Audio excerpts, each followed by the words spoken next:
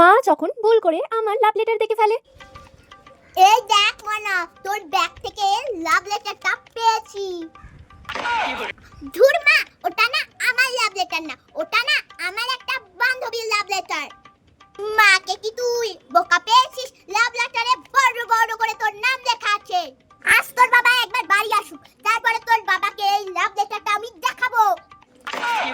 মা জানো, ওটা না একটা জাদুর লাভ লেটার। ওটা তুমি যতবারই ছিঁড়ে দেবে ততবারই ওটা জোড়া লেগে যাবে। যদি তোমার বিশ্বাস না হয় তাহলে তুমি ছিঁড়ে দেখো। ধুর বোকা, আমি না তোর মতো বোকা নয়। আমি না ইনস্টাগ্রাম রিলসে দেখেছি এই সব